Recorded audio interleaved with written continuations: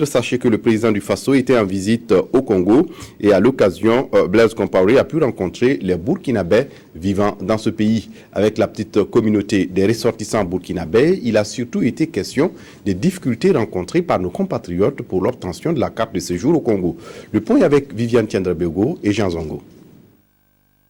En République du Congo, il y a environ 1300 Burkinabés officiellement enregistrés au consulat qui se trouvent à Pointe-Noire. Sur les 1300, 350 vivent dans la capitale économique, 500 dans la capitale politique Brazzaville.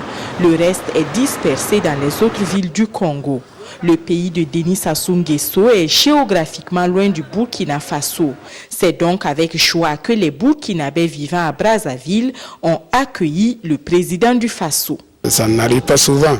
Donc quand le président du Faso se déplace et que nous qui sommes à l'extérieur, on le reçoit, on est très contents et ça nous fait voir notre président et pouvoir aussi donner quelques doléances que nous avons vis-à-vis dans le pays où nous vivons.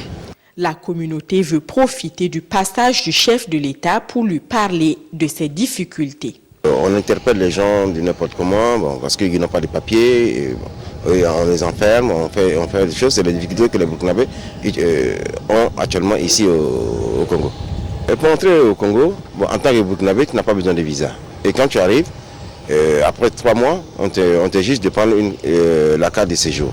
Et la carte de séjour, on donne qu'une année qui fait 106 000 francs. Et si le président pouvait quand même parler à son homologue, président de Denis Sassou, pour qu'on nous facilite un peu la tâche.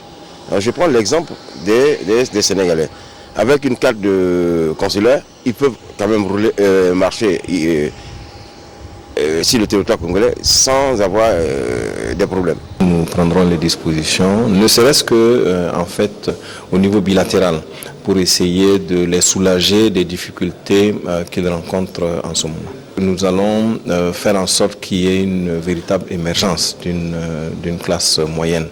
Et la libre circulation des personnes et des biens, à mon avis, est un élément extrêmement important dont il faut justement qu'on discute.